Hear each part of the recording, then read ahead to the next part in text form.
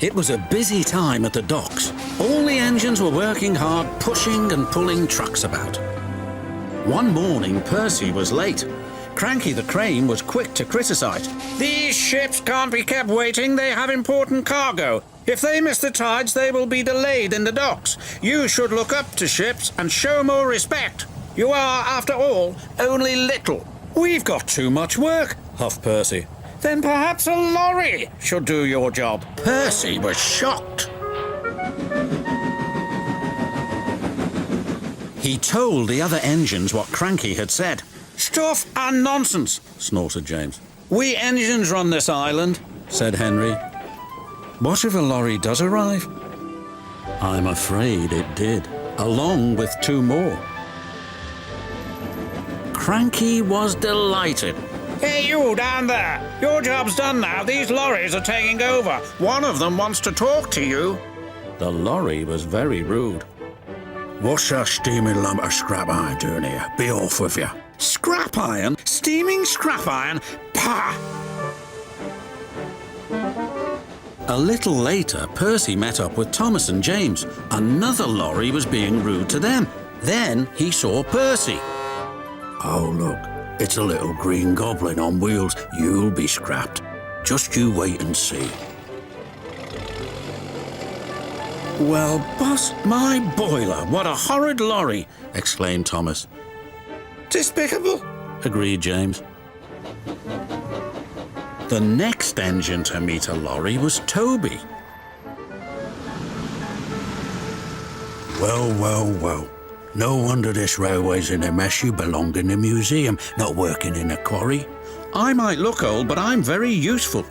"Useful? Pah," replied the lorry. "Just you toodle off." "Toodle," spluttered Toby.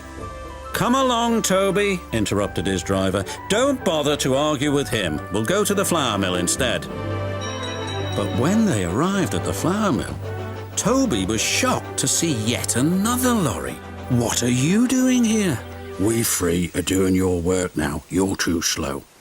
The foreman spoke to Toby's driver. "I'm sorry, times are a-changing, I'm afraid." "Toby might be old," replied his driver, "but he's reliable.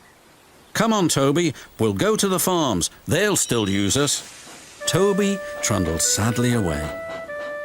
His railway ran through a narrow gorge, but vehicles had to tackle a steep and dangerous road. When Toby arrived, he saw the lorry from the quarry again. It was loaded with rock. "That lorry's in trouble," thought Toby. And he was.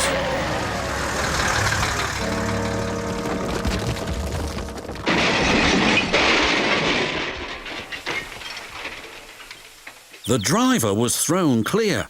"Rotten roads," he muttered. The wrecked lorry was taken to the docks. Percy looked at the lorry. "What's this lump of steaming scrap iron?" he teased.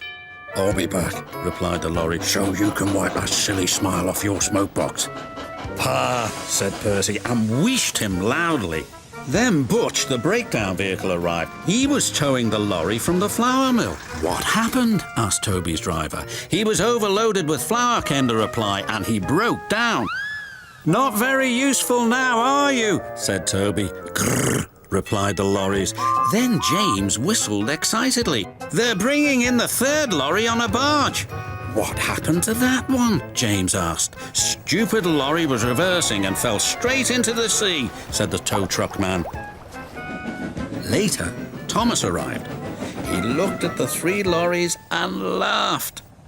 Well, well, well, the Brothers Grimm, smashed, broken and sunk. The lorries didn't return, and the engines now work even harder to make sure they never will.